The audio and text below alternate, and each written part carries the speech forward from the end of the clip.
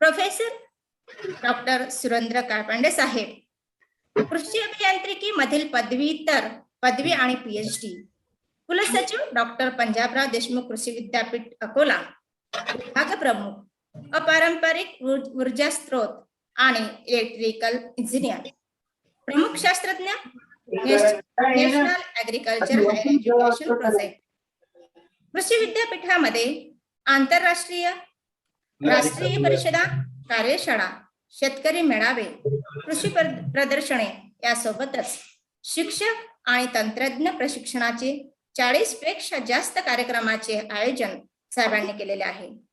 अपारंपरिक ऊर्जा स्रोत वर 8 पुस्तके आणि 100 पेक्षा जास्त संशोधन पेपर प्रकाशित झालेले आहेत. सन 2015चा भारतीय कृषी अभियांत्रिकी परिषदेचा डिस्टिंग्विश्ड सर्व्हिस अवॉर्ड सुद्धा साहेबांना मिळालेला आहे. 2015चा कृषी संशोधन परिषदेच्या उत्कृष्ट शिक्षक पुरस्कार सुद्धा साहेबांना मिळालेला आहे. सन 2016चा सोसायटी ऑफ ऍडव्हान्समेंट ऍप सिग्नेचर्सचा अचिव्हर्स अवॉर्ड सुद्धा साहेबांना मिळालेला आहे. 2016चा ट्रेडमार्क फलोत्पादन कृषी विद्यापीठ सलोनचा इमिनंट इंजिनियर पुरस्काराने सन्मानित. 2017ला महाराष्ट्राचे तत्कालीन कृषी मंत्री भाऊसाहेब खोपकर यांच्या हस्ते सन्मान. 2018ला राधाकिशन शांती मल्होत्रा संशोधन पुरस्कार. स्टार्टअप इंडिया महाराष्ट्र यात्रेच्या अंतिम फेरीत सोलर लाईट ट्रक या उपक्रमाला सुद्धा सरांना पुरस्कार प्राप्त झालेला आहे. सरांचे असे अनेक पुरस्कार आणि संशोधन क्षेत्रातील कार्य खूप मोठे आहे, पण वेळेअभावी हा संक्षिप्त परिचय आपल्याला करून देण्यात आलेला आहे. आपल्या कार्यक्रमाचे दुसरे प्रमुख अतिथी डॉक्टर संतोष तुकाराम कुटे, अध्यक्ष अर्थशास्त्र अभ्यास मंडळ, सदस्य अकॅडमिक काउन्सिल संत गाडगेबाबा अमरावती युनिव्हर्सिटी अमरावती, मेहकर येथील सिंधुताई जाधव विज्ञान आणि कला महाविद्यालयात अर्थशास्त्र विभाग प्रमुख म्हणून 1997 पासून ते कार्यरत आहेत. मराठी अर्थशास्त्र परिषद, विदर्भ अर्थशास्त्र परिषद या परिषदामध्ये ते पदाधिकारी म्हणून यशस्वी कार्य करत आहेत. राज्य राष्ट्रीय परिषदा, कार्यशाळा, परिसंवादामध्ये तज्ञ मार्गदर्शक म्हणून सरांचा नेहमी हा सहभाग असतो. सरांचे 5 पाठ्यपुस्तके आणि 52 संशोधन पेपर प्रकाशित आहेत. सरांच्या मार्गदर्शनाचा आतापर्यंत 10 विद्यार्थ्यांना पीएचडी मिळाली असून 4 विद्यार्थ्यांचे संशोधन कार्य सुरू आहेत. अशा प्रकारचा सरांचा परिचय. त्यानंतर आमच्याच महाविद्यालयाचे सन्माननीय प्राध्यापक डॉक्टर ओमराज देशमुख सर यांचा परिचय. श्री शिवाजी विज्ञान व कला महाविद्यालय चिखली येथे सर 21 जुलै पासून कार्यरत आहेत. श्री शिवाजी शिक्षण संस्था अमरावती द्वारा संचालित महात्मा फुले महाविद्यालय वरुड जिल्हा अमरावती येथे वनस्पती शास्त्र विभागात 25 वर्षापासून सर कार्यरत होते. राष्ट्रीय सेवा योजना, नॅक समन्वयक इत्यादी भूमिकांमध्ये सरांनी उत्कृष्टपणे कार्य करून आपल्या जबाबदाऱ्या ह्या पार पाडलेल्या आहेत. सर्वांना सोबत घेऊन कल्पकतेने कार्यक्रमाची आखणी, कार्य तत्परता आणि कामाचा आणि गुणवत्तेचा ध्यास असणारे प्रेरणादायी व्यक्तिमत्व म्हणजे आमचे साहेब. सातपुडा, मेळघाट इत्यादी परिसरात नैसर्गिक संसाधने आणि जैवविविधतेबद्दल विशेष आवड हे त्यांच्या विविध संशोधन पेपरमधून दिसून येते. सरांचे 2 पुस्तके आणि 22 संशोधन पेपर हे प्रकाशित आहे. या ठिकाणी मॅडमने मला प्रास्ताविक परिचय करण्याची संधी दिली, त्याबद्दल मॅडमचे या ठिकाणी आभार व्यक्त करते आणि माझ्या प्रास्ताविक परिचयाला या ठिकाणी विराम देते. धन्यवाद मॅडम.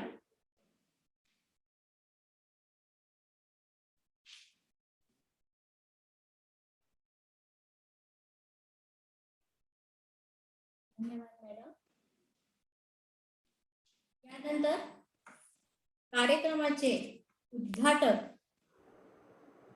माननीय professor doctor Surendra Kalpande sir, कुलसचिव डॉक्टर पंजाबराव देशमुख कृषी विद्यापीठ अकोला, सरांना विनंती करते की उद्घाटनपर भाषण करतील अशी मी त्यांना विनंती करते. धन्यवाद मॅडम. सर्वांना माझा नमस्कार. आमचे प्रेरणास्थान भाऊसाहेब उपाख्य देशमुख यांच्या स्मृतीस मी पहिले अभिवादन करतो. आणि सर्वप्रथम आपण आपल्या कॉलेजनी म्हणजे श्री शिवाजी विज्ञान व कला महाविद्यालय चिखली जिल्हा बुलढाणा यांनी हा जो कार्यक्रम कृषी आधारित विकास प्रमाणपत्र अभ्यासक्रम हा 1 आठवड्याचा प्रशिक्षण कार्यक्रम आयोजित केला, त्याबद्दल आपल्या कॉलेजचे प्राचार्य डॉक्टर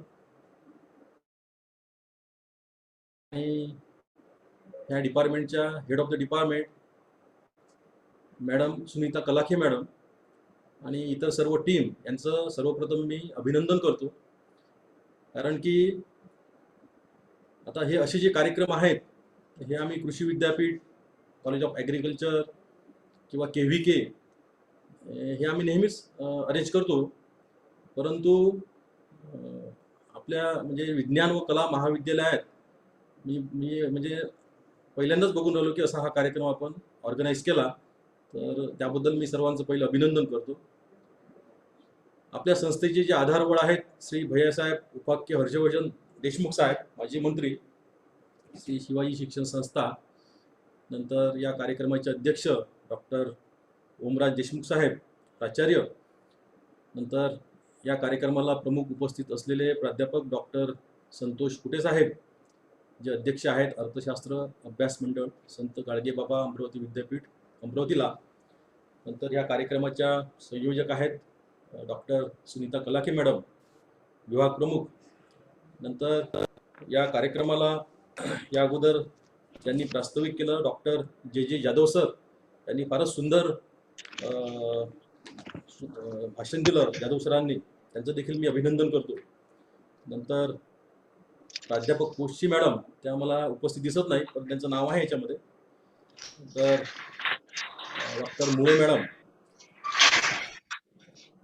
आणि सर्व संयोजक समिती, नंतर तज्ज्ञ मार्गदर्शक, नंतर यामध्ये उपस्थित असलेले सर्व उद्योजक आणि विद्यार्थी मित्रांनो, सर्वांना पुन्हा एकदा नमस्कार.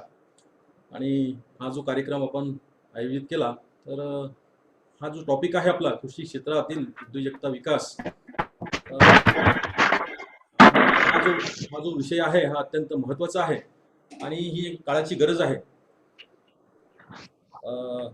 कृषी आधारित विकास प्रमाणपत्र अभ्यासक्रम हा अत्यंत महत्त्वाचा आहे. आपण सर्वांनी आता अगोदर भाषणामध्ये सर्वांनी सांगितलंच आहे की आपली भारताची लोकसंख्या जी आहे, पहिले 80% लोकसंख्या ही कृषीवर आधारित होती, परंतु आता हा टक्का कमी झाला आहे. हे 50 ते 60% पर्यंत लोक सध्या कृषीवर अवलंबून आहेत. कारण लोकसंख्या वाढत आहे आणि ग्रामीण भागात आपल्याला माहीत आहे की रोजगाराच्या समस्या निर्माण झाल्या आहेत, तेवढ्या संधी उपलब्ध नाहीत. त्यामुळे ग्रामीण भागातील जे लोक आहे हे रोजगाराच्या शोधासाठी शहरामध्ये जात आहे आणि हे लोकसंख्येचे स्थलांतर रोखण्यासाठी आपण ग्रामीण भागामध्ये रोजगाराची वाढ करणे ही काळाची गरज आहे. आणि त्यासाठी कृषी आधारित उद्योग हा एक चांगला पर्याय आहे. आणि या निमित्ताने या कार्यक्रमाला जे विद्यार्थी, जे शेतकरी सहभागी झाले आहेत त्यांना एक चांगली संधी निर्माण झाली आहे, आपण उपलब्ध करून दिली आहे ही संधी.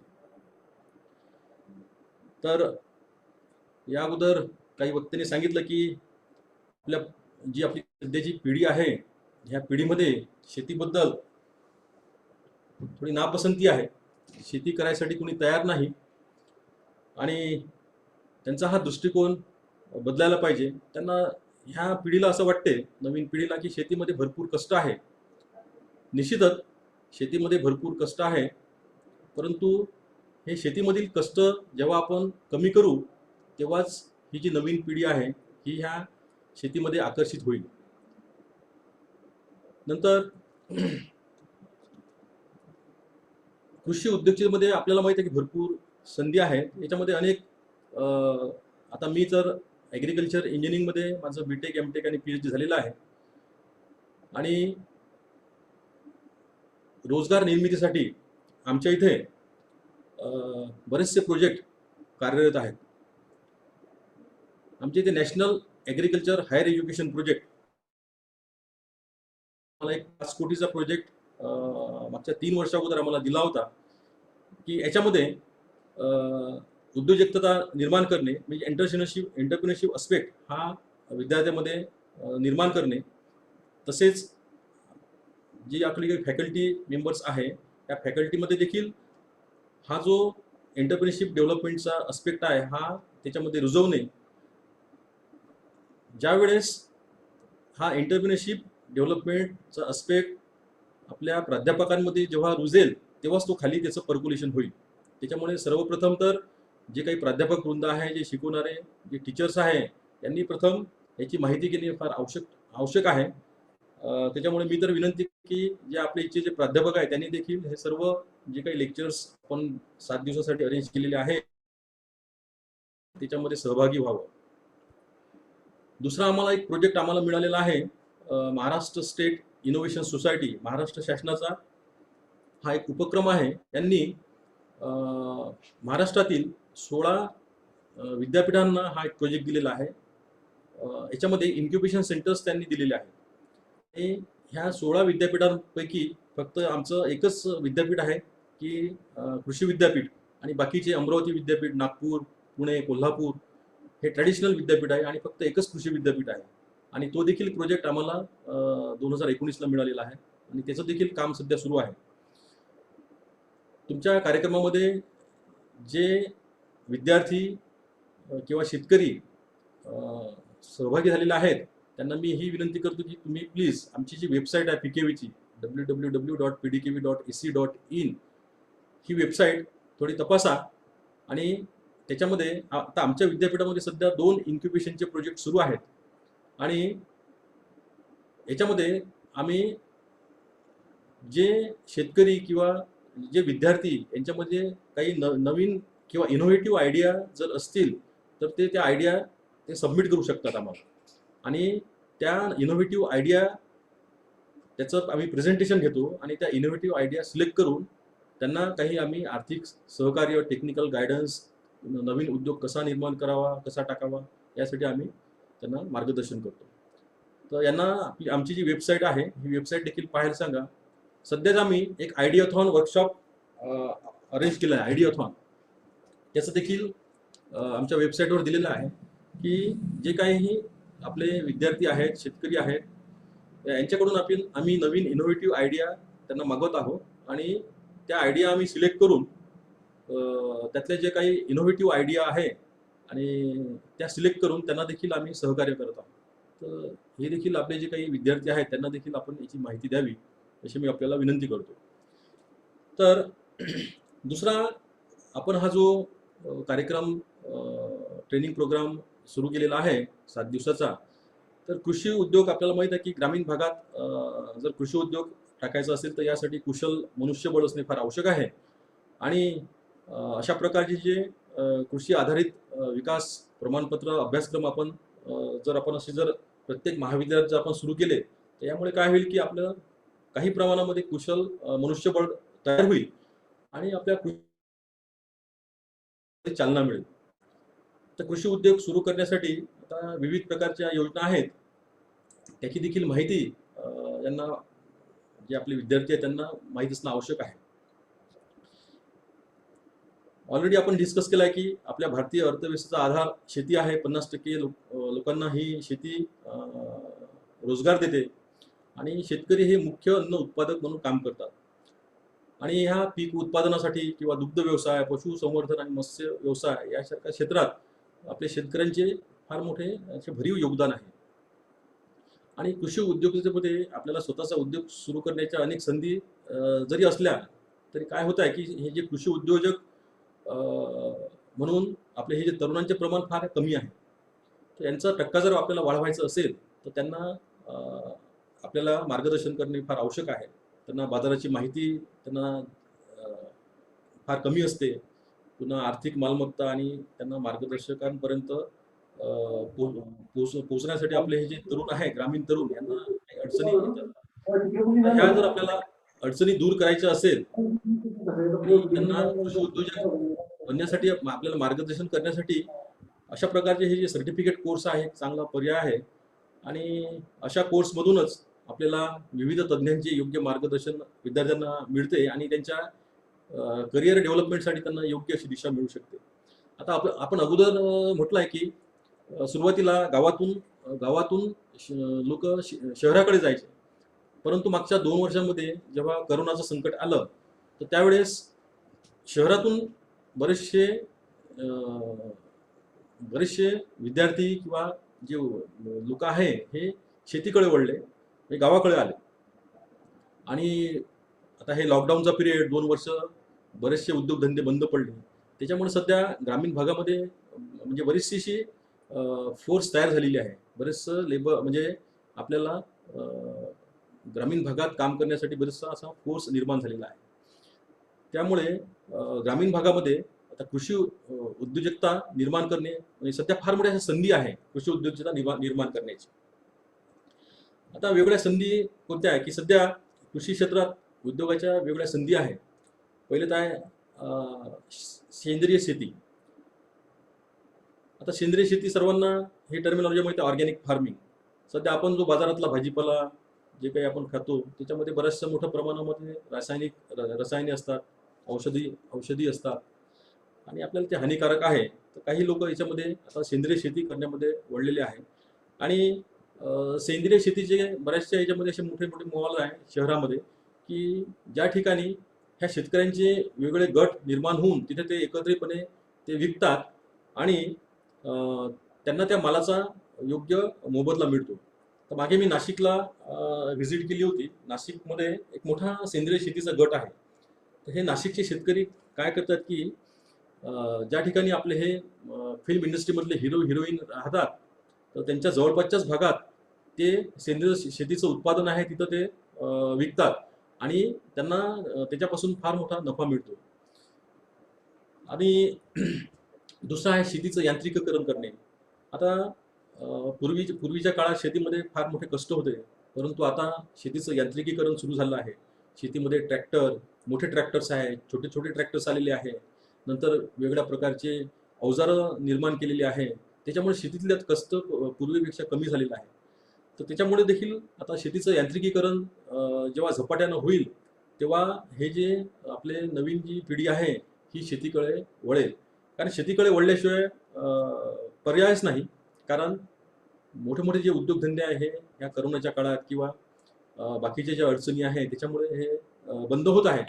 त्यामुळे शेतीचं यांत्रिकीकरण हा एक मोठा पर्याय आहे. आणि सध्या शेतीचं यांत्रिकीकरण करण्यासाठी भारत सरकार, महाराष्ट्र शासन यांचे मोठ्या प्रमाणावर प्रयत्न सुरू आहे. आपण जे काही लेक्चर्स हे जे आपल्या याच्यामध्ये अरेंज केलेले आहे त्याच्यामुळे मी बघितलं एक लेक्चर. तुमचे एक शेतकरी आहे, आमच्या इथे पण पॅनल आहे ते. एक मिनिट त्यांचं नाव सांगतो मी.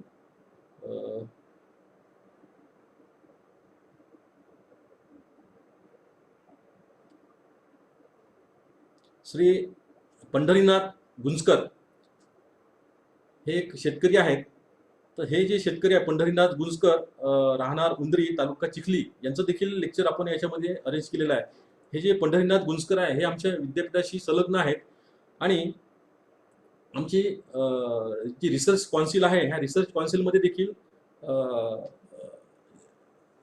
हे आमच्या म्हणजे नेहमी हजर असतात. आणि आम्ही यांच्यासोबत वेगवेगळे जे यंत्र आहेत ते करण्यासाठी देखील आमच्या यांच्यासोबत टायअप झालेला आहे.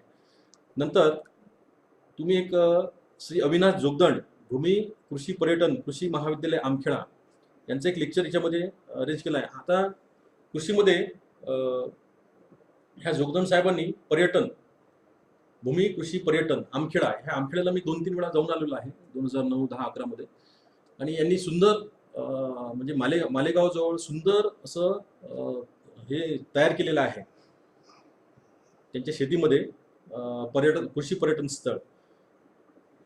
हे यांनी शेतीमध्ये आवळ्याची लागवड केलेली आहे. त्या शेतीतून निघणारा आवळा त्याचं ते व्हॅल्युएशन करतात. माझा आवाज येऊन आला सर्वांना? हॅलो. येतोय सर, येतोय. हा, तेच म्हटलं. येतोय सर, येतोय. हा, येस. ह्या जोगदंड साहेबांनी आता हे आमखेडा हे जे गाव आहे हे फार असं इंटिरियर आहे आणि ह्या गावामध्ये त्यांनी कृषी पर्यटन सुरू केलेलं आहे. आणि या ठिकाणी आम्हाला ICRनी 2010 आणि 11 मध्ये विंटर स्कूल सँक्शन केलं होतं. तर आम्ही सर्व आमचे पार्टिसिपंट्स जे आहे ऑल इंडिया लेव्हलचे या ठिकाणी आम्ही घेऊन गेलो होतो. आणि एक सुंदर स्थळ आहे याच्यामध्ये त्या ठिकाणी त्यांनी आवळ्याची लागवड केलेली आहे. आणि हा सर्व आवळा हे स्वतः प्रोसेस करतात, त्याचं व्हॅल्यू एडिशन करतात. आवळ्यापासून आवळा सुपारी, आवळा कॅन्डी, आवळ्याचे लोणचे हे स्वतः तयार करतात, स्वतः विकतात. याशिवाय त्यावेळेस यांनी biogas base electricity generation plant हा देखील तिथे कार्यरत होता. आम्ही बघितलं आहे की बायोगॅस पासून इलेक्ट्रिसिटी निर्माण करून तीच इलेक्ट्रिसिटी ते त्या शेतामध्ये वापरायचे. तर तुम्ही हे जे लेक्चर्सचे जे तज्ञ मार्गदर्शक जे सिलेक्ट केले आहे हे फार अभ्यास करून सिलेक्ट केलं असं मला वाटते. त्यानंतर पीक कापणीनंतर प्रक्रिया करून कृषी उत्पादनाचे आपण मूल्यवर्धन करू शकतो. आता आमचं हे जे इंजिनिअरिंग कॉलेज आहे, ॲग्रिकल्चर इंजिनिअरिंग कॉलेज, याच्यामध्ये 6 डिपार्टमेंट आहे. Farm machinery power, agriculture process engineering, नंतर farm structure, renewable energy sources आणि soil water conservation and irrigation and drainage. आता हे पीक कापणीनंतर प्रक्रिया करून कृषी उत्पादनाचे मूल्यवर्धन करणे, यासाठी आमच्याकडे म्हणजे 40 वर्षापासून एक ICRची स्कीम आहे. आणि ह्या स्कीम अंतर्गत कृषी उत्पादनाचे मूल्यवर्धन करण्यासाठी वेगवेगळ्या मशिनरी तयार केल्या आहेत. आपण PKV दाल मिल हे ऐकलं असेल, कारण आपल्या छोट्या प्रमाणावर जर एखाद्या शेतकऱ्याला आपल्याला उद्योग जर निर्माण करायचा असेल तर गावातलीच जी आपली तूर निघते किंवा हरभरा आहे तर तो स्वतः खरेदी करून किंवा त्या लोकांना त्याची डाळ करून जर दिली आणि त्याच्यापासून जर आपण जर त्यांच्यापासून जर त्यांनी फी जर घेतली तर आणि त्याचं एक तर मूल्यवर्धनही होईल आणि त्याचं उत्पन्नही वाढेल. तर त्यानंतर सीताफळामध्ये काय आमची ते प्रॉब्लेम होता, सीताफळाचा गर काढणे फार कठीण आहे आणि मॅन्युअली जर आपण जर ते गर काढायचं असेल तर त्याला भरपूर लेबर लागतात. तर त्यासाठी मागच्या 5 वर्षा अगोदर आमच्या इथे सीताफळाचं गर काढण्याचं मशीन तयार झालं आहे. आणि हे जे मशीन आहे हे शेतकऱ्यांच्या वेगवेगळे जे गट आहे त्या गटांना आम्ही सप्लाय केलं आहे, त्यांनी विकत देखील घेतलेले आहे. आणि त्या सीताफळाचा गर आपल्याला माहित आहे की वेगवेगळ्या प्रकारचे आईस्क्रीम आणि वेगवेगळ्या प्रकारचे जे काही त्याच्यापासून करणारे ज्युसेस आहे त्याच्यामध्ये हा गर वापरतात. त्यानंतर जांभूळचा प्रॉब्लेम होता. जांभूळ हे कसं आहे की मे जून महिन्यात पाऊस पडले की जांभूळ निघते आणि फार डेलिकेट असं फळ आहे ते. तर जांभूळाचं गर काढायचं देखील मशीन आमच्या इथे आम्ही तयार केलेलं आहे. तर वेगवेगळ्या प्रकारच्या मशिनरी उपलब्ध आहेत. आपले जे आता आपलं कॉलेज बुलढाण्याला आहे. बुलढाण्याला आमचं कृषी विज्ञान केंद्र आहे. हे जर आपले पार्टिसिपंट्स फिजिकली तिथे जर उपस्थित राहू शकत असतील तर आपण त्यांना एखादी व्हिजिट आमच्या कृषी विज्ञान केंद्रावर देखील करू शकता. तिथे देखील बरेचसे त्यांनी त्यांचे डेमॉन्स्ट्रेशन आहे आणि तिथे आपले जे सायंटिस्ट आहे सब्जेक्ट मॅटर स्पेशलिस्ट वेगवेगळ्या सब्जेक्टचे ते देखील आपल्याला याबद्दल माहिती देऊ शकतात किंवा आपण त्यांचे देखील लेक्चर याच्यामध्ये आपण अरेंज करू शकता बुलढाण्याचे. नंतर आपण जैव खताचे व्हर्मी कंपोस्टिंग करू शकतो. नंतर औषधी वनस्पतीची शेती देखील करू शकतो. आता आमच्या इथे औषधी वनस्पतीचा मोठ्या प्रमाणात लागवड केली जाते. सफेद मुसळी आहे, नंतर बाकीच्या औषधी वनस्पती आहे. तर याचं देखील आपण व्हॅल्यू ॲडिशन करू शकतो. नंतर लोणची उत्पादन आहे, फुलझाडांची शेती आहे. आमच्या इथे स्पेशल डिपार्टमेंट आहे हॉर्टिकल्चर. तर त्या हॉर्टिकल्चर डिपार्टमेंटमध्ये वेगवेगळ्या प्रकारचे नवीन फुलांच्या व्हेरायटीज देखील आपण तयार केलेल्या आहे. मशरूमची लागवड आपण करू शकतो. सिरकॉट मुंबई म्हणजे कॉटन रिसर्च इन्स्टिट्यूट त्याचं एक सेंटर आहे नागपूरला, जिनिंग अँड ट्रेनिंग सेंटर. ह्या सेंटरनी आता आपल्या भागामध्ये आपल्या विदर्भामध्ये कपाशीची लागवड फार मोठ्या प्रमाणात होते आणि कपाशी निघाल्यानंतर ज्या पराठ्या असतात ह्या पराठ्या आपण काय करतो, एक तर जाळतो किंवा काही शेतामध्येच राहतात. तर ह्या पराठ्या वापरून त्याचा बारीक चुरा करून त्याच्यावर देखील आपण मशरूमची लागवड कशी करावी किंवा त्याचं कंपोस्टिंग कसं करावं याचं देखील तंत्रज्ञान त्यांच्याकडे उपलब्ध आहे. नंतर पशुसंवर्धन, दुग्ध प्रक्रिया, नंतर खाद्य तयार करणे, लस आणि औषधी किंवा मधमाशी पालन. आता मधमाशी पालनमध्ये देखील फार मोठ्या संधी आहे. ज्या भागामध्ये हिरवळ आहे किंवा जिथे फुलं जास्त आहेत अशा भागामध्ये मधमाशी पालन देखील आपण करू शकतो. नंतर कृषी पर्यटन उद्योग. आपल्या ह्या लेक्चर्समध्ये आपण कृषी पर्यटन वर बराच भर दिलेला आहे. अकोल्याचं देखील एक बघितलं मी, त्याच्यामध्ये त्यांचं एक लेक्चर आहे. कृषी चिकित्सालय आहे, फिश पॉन्ड आहे, त्याचा देखील वापर आपण करू शकतो. नंतर शेणापासून बनवणारे उत्पादन आहे. आता मागेच गडकरी साहेबांनी सांगितलं की गाईच्या शेणापासून आपण पेंट तयार करू शकतो. त्याचं देखील तंत्रज्ञान उपलब्ध आहे. कुक्कुटपालन आहेत, कृषी सेवा केंद्र आहे, बियाणे उत्पादन आहे.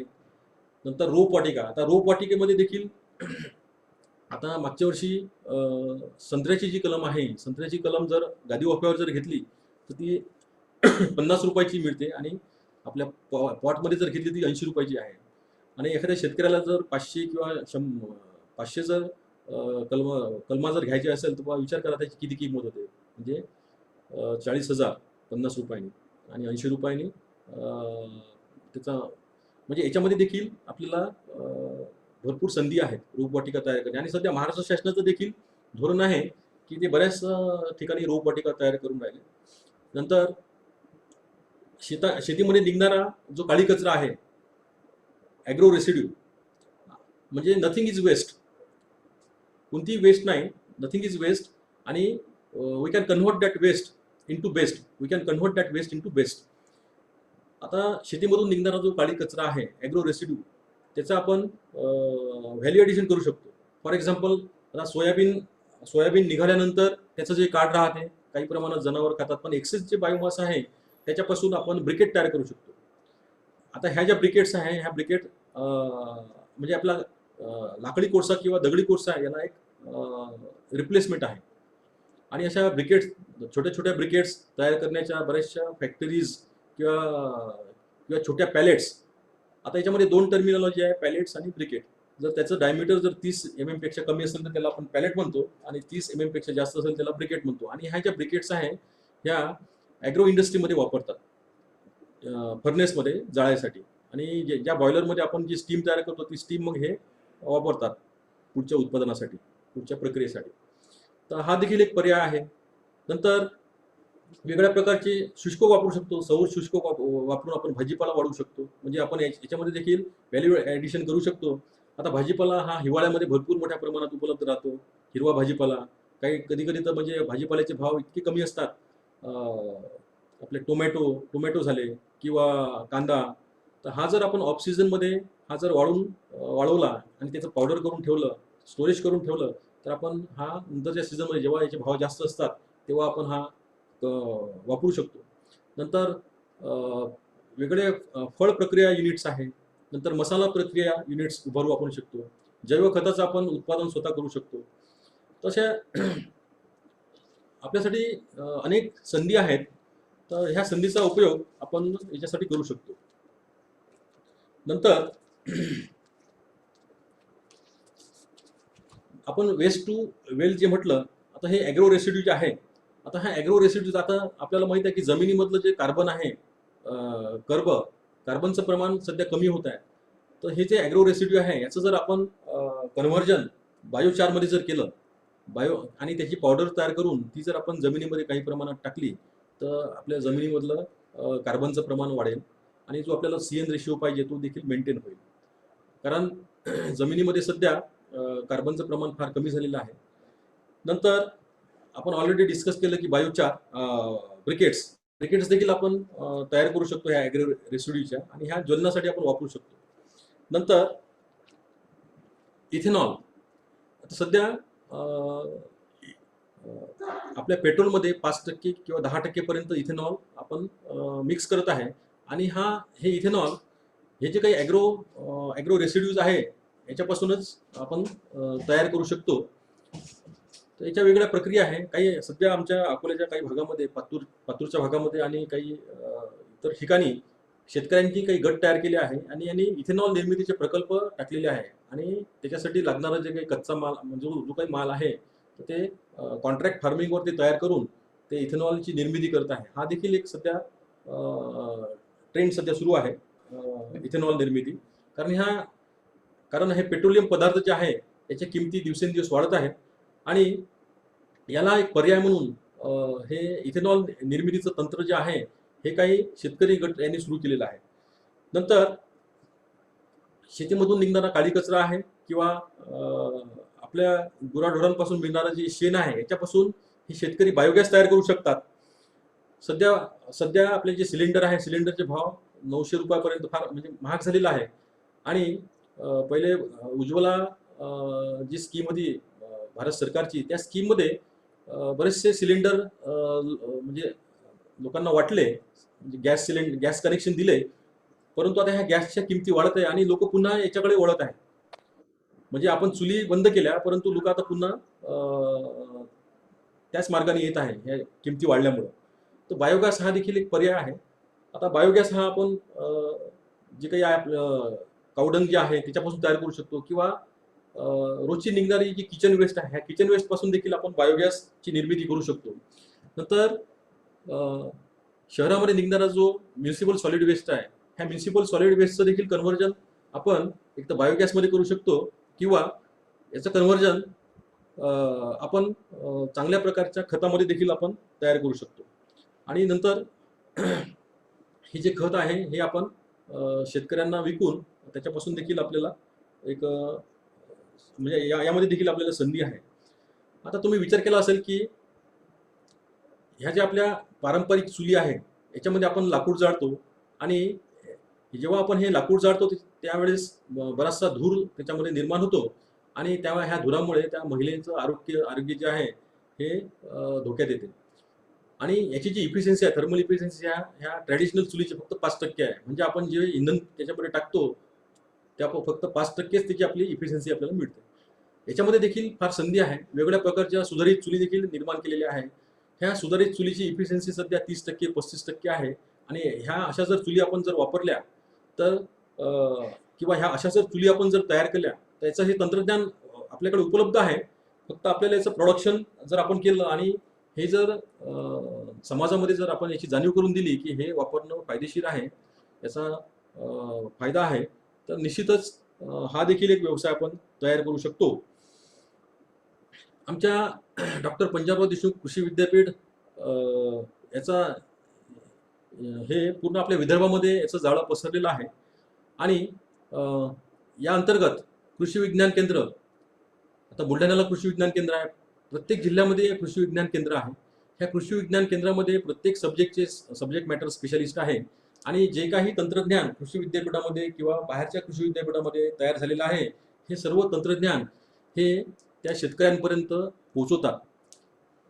त्यानंतर आमचे वेगळ्या ठिकाणी कॉलेजेस आहे. कॉलेज ऑफ ॲग्रिकल्चर त्याच्यामध्ये BSc ॲग्रिकल्चर MSc PhD असे कोर्सेस सुरू असतात आणि सध्या म्हणजे मेडिकल नंतर आमच्या ह्या BSc ॲग्रिकल्चर नंतर BSc हॉर्टिकल्चर याच्यामध्ये ॲडमिशन घेण्याची सध्या फार चढाओढ सुरू असते. ही माहिती आपल्याला मुद्दामून देत आहे. नंतर शेतीमध्ये लागणारी जी विविध अवजारे आहे याच्याबद्दल आपण डिस्कस केलं आहे. सुरुवातीला जे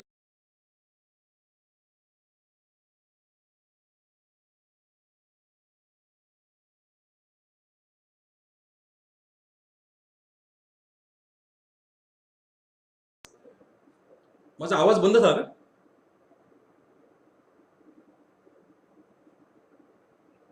हॅलो येतोय सर आवाज येतोय. हा मधात बंद झाला होता म्यूट हो, सर. दिसला. ओके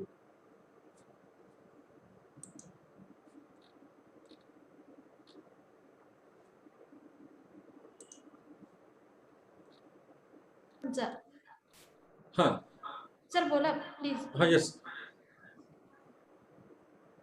तर याच्यामध्ये सुरुवातीला जे अवजारं होते हे बुलक ड्रॉन होते. म्हणजे आपल्या याच्यामध्ये आपण बैल किंवा बाकीचे पशुधन याचा वापर करायचो. नंतर छोटे ट्रॅक्टर्स आले, मोठे ट्रॅक्टर्स आले, नंतर छोटे ट्रॅक्टर्स देखील आता आले आणि आता सध्या जे आहे आता काही दिवसानंतर काय होईल की हे जे पेट्रोल आणि डिझेलचे जे वाहन आहे हे काही दिवसानंतर तर पूर्ण बंदच होणार आहे. आणि आता आपलं बॅटरी ऑपरेटेड जे काही व्हेकल्स किंवा बॅटरी ऑपरेटेड जे इक्विपमेंट्स आहे हे काही दिवसानंतर वापरात येतील. त्याच्यामुळे आता आमच्याकडे याच्यावर देखील संशोधन सुरू आहे, बॅटरी ऑपरेटेड व्हेकल्स. तर यामध्ये आम्ही सोलरचा वापर आणि बॅटरी म्हणजे सोलर एनर्जीद्वारे बॅटरी चार्ज करायची आणि त्या बॅटरीमध्ये चार्ज म्हणजे स्टोअर झालेली एनर्जी ही त्या ऑपरेशनसाठी वापरायची. आता हे बॅटरी ऑपरेटेड व्हेकल्स देखील याच्यावर देखील आमचं संशोधन सुरू आहे आणि याच्यामध्ये देखील संधी आहे नवीन उद्योजकांना. आता विदर्भामध्ये मागच्या 2-3 वर्षापासून आपलं पिंक बोलवर्म याचा फार मोठ्या प्रमाणावर प्रादुर्भाव झालेला आहे आणि हे पिंक बोलवर्मचा त्यामुळे काय झालं की शेतकऱ्यांचं उत्पादन जे आहे कमी झालं आहे म्हणजे कपाशीचं. तर यावर उपाय म्हणून इंटिग्रेटेड पेस्ट मॅनेजमेंट म्हणजे वेगळ्या बायोलॉजिकल आणि मेकॅनिकल अशा टेक्निक्स रिकमेंड केलेल्या आहे कृषी विभागाने आणि आमच्या विद्यापीठाने. आता याच्यामध्ये आपला सोलर एनर्जीचा उपयोग कसा होईल तर त्यासाठी आम्ही काय केलं की सोलर लाईट इन्सेक्ट ट्रॅप हा डेव्हलप केला. आता हे जे हार्मफुल इन्सेक्ट जे असतात आणि हे जे इन्सेक्ट आहे हे प्रकाशाकडे आकर्षित होतात. तर हाच एक कन्सेप्ट हाताशी घेऊन आम्ही सोलर लाईट इन्सेक्ट ट्रॅप तयार केला आणि हे जे हार्मफुल इन्सेक्ट असतात तर यांची जी ॲक्टिव्हिटी आहे ही काही ठराविक कालावधीमध्ये असते. समजा संध्याकाळी 7 ते 10 आणि सकाळी 4 ते 6 यामध्ये आम्ही टायमर लावला. सोलर एनर्जीद्वारे ती बॅटरी चार्ज होईल आणि रात्री ऑटोमॅटिक तो लाईट सुरू होईल आणि याच्यामध्ये लाईट युव्ही लाईट आणि निळ्या कलरचा. तर याच्यामध्ये हे जे आमचं तंत्रज्ञान आहे हे देखील शेतकऱ्यांसाठी फायदेशीर आहे. यामध्ये देखील जे काही नवीन उद्योजक आहे यांना संधी आहे आणि याचं मल्टिप्लिकेशन करायसाठी आम्ही बऱ्याचशा इंडस्ट्रीसोबत MOU केलेले आहे. असे बरेचसे तंत्रज्ञान आहे की जे आमच्या विद्यापीठाने विकसित केले आहे. आता साधं जर आम्ही उदाहरण सांगितलं की आपण करडईचं उत्पादन घेतो आणि ह्या करडईचं जे तेल आहे म्हणजे करडई आपण जर तशीच विकली तर त्याला भाव कमी मिळतो. परंतु ह्या करडईपासून जर आपण तेल काढलं आणि हे तेल जर विकलं आणि त्याची पेंट जर अलग विकली तर याच्यामध्ये देखील व्हॅल्यू ॲडिशन होते. आमच्या विद्यापीठामध्ये असा आम्ही म्हणजे आमच्या कुलगुरू साहेबांनी डॉक्टर भाले साहेबांनी असा एक प्लॅन्ट 2 वर्ष अगोदर सुरू करायला सांगितला. तो सुरू झाला आणि विद्यापीठामध्ये जी करडी आम्ही उत्पादन करतो त्या करडईचं पूर्ण आम्ही त्याचं ऑइल एक्स्ट्रॅक्ट करतो आणि हे ऑइल सर्व आमच्या विद्यापीठातले सर्व कर्मचारी अधिकारी वापरतात 250 रुपये लिटरनी. आणि करडईला जो शेतकऱ्यांना जो भाव मिळतो मार्केटमध्ये तर त्याच्यामुळे काय होईल की म्हणजे त्यापासून मिळणारी पेंट आणि ऑइल तर याचं जर आपण टोटल जर केली तर हे नक्कीच हे जास्त आहे. तर अशा प्रकारे आपण व्हॅल्यू ॲडिशन करू शकतो. तसे विविध उपक्रम आम्ही तयार केलेले आहे विद्यापीठात आणि सध्या आपण जे ट्रेनिंग घेत आहे हे ट्रेनिंग ऑनलाईन पद्धतीवर आहे. हे जर आपण फिजिकली जर आपण अरेंज केलं असतं तर आपण साहजिकच हे जे आपले विद्यार्थी आहे किंवा हे शेतकरी आहे यांच्या भेटी आपण वेगळ्या ठिकाणी करू शकलो असतो. परंतु सध्या हे कोविडचं संकट असल्यामुळे आपण हे करू शकत नाही. बरं मला थोडीशी माहिती आपल्याला याबद्दल पण द्यायची आहे की या कृषी उद्योगास चालना देण्यासाठी आणि कृषी उद्योग सुरू करण्यासाठी शासनाच्या विविध योजना आहे आणि त्याची माहिती आपल्याला ह्या विद्यार्थ्यांना किंवा जे शेतकरी यांना असणे फार आवश्यक आहे जेणेकरून त्यांना उद्योगाच्या स्थापनेसाठी आपल्याला मदत होऊ शकते. आता आपल्या देशभरामध्ये नवीन उद्योग सुरू करण्यासाठी भारत सरकारने विविध इन्क्युबेशन सेंटरची स्थापना केली आहे. आता ह्या इन्क्युबेशन सेंटरची स्थापना विद्यापीठाच्या माध्यमातून होत आहे आणि अशा प्रकारचे जे इन्क्युबेशन सेंटर आहे याची जाळे देशभरात भारत सरकारने नंतर महाराष्ट्र सरकारने त्या सरकारने गव्हर्नमेंटने उभारलेले आहे.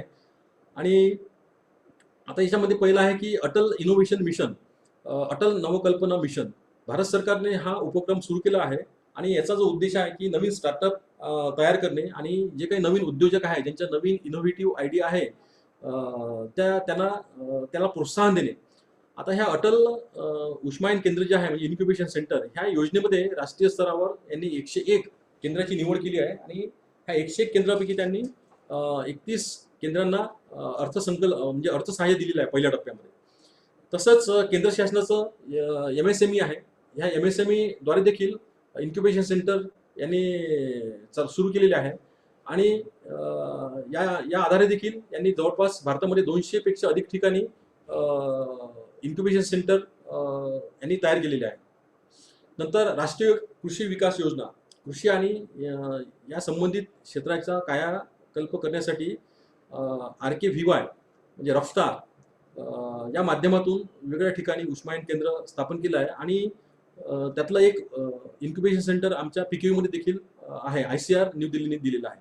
त्यानंतर आपल्या महाराष्ट्र स्टेट इनोव्हेशन सोसायटी, आपल्या महाराष्ट्र गव्हर्नमेंटने महाराष्ट्र राज्यामध्ये आपलं व्यावसायिक वातावरण निर्माण करून नवकल्पनांना प्रोत्साहन देण्यासाठी महाराष्ट्र सरकारने देखील आपल्या इथे उद्योजकता विभाग अंतर्गत एक हे सुरू केलेलं आहे, महाराष्ट्र स्टेट इनोव्हेशन सोसायटी. आणि मी अगोदरच सांगितलं आहे की याद्वारे महाराष्ट्रात एकूण 16 इन्क्युबेशन सेंटर कार्यरत आहे आणि त्यापैकी एक इन्क्युबेशन सेंटर आमच्या विद्यापीठात, कृषी विद्यापीठात आहे आणि त्या केंद्राचा मी संचालक म्हणून तसाच प्रमुख म्हणून मी काम करत आहे. तर ही अशी मी थोडक्यात इन्क्युबेशनबद्दल आपल्याला माहिती देत आहे. परंतु हे जे आपले विद्यार्थी आहे हे यांनी आमच्या वेबसाईटवर जावं आणि नंतर म्हणजे RKVY रफ्तार तसेच आमचं इन्क्युबेशन सेंटर आहे याबद्दल माहिती घ्यावी. आणि याच्यामध्ये आम्ही नंतर आता 15-20 दिवसानंतर काही विद्यार्थ्यांकडनं किंवा आमचे जे काही ॲग्रिकल्चर ग्रॅज्युएट्स आहेत त्यांच्याकडनं नवीन आयडिया, इनोव्हेटिव्ह आयडिया आम्ही इन्व्हाइट करणार आहे आणि ह्या नवीन आयडिया जो आहे त्याचं मग सॉर्टिंग करून त्यातल्या ज्या चांगल्या आयडिया आहेत त्यांचं मग त्या आयडिया सिलेक्ट करून त्यांना पुढं कसं मार्गदर्शन करता येईल अशी देखील आमची पुढची संकल्पना आहे आणि पुढचं प्रयोजन आहे. तर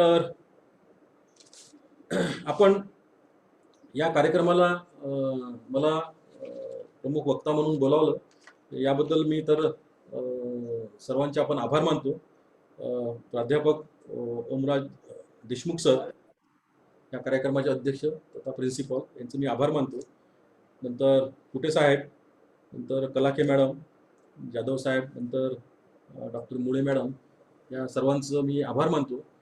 आणि आपण असेच कार्यक्रम भविष्यात राबवावे आणि यामध्ये आपल्याला जर काही मदत लागली तर आम्ही नेहमीच आपल्याला मदत करायसाठी तयार राहू. आपल्याला जर कुठे काही प्रॅक्टिकल्स किंवा काही कुठे व्हिजिट करायची असेल तर त्यासाठी देखील आम्ही नेहमी तत्पर राहू. आणि पुन्हा आपल्या सर्वांचे मी अभिनंदन करतो. सर्व जे विद्यार्थी आहेत त्यांना मी शुभेच्छा देतो आणि इथेच थांबतो. धन्यवाद.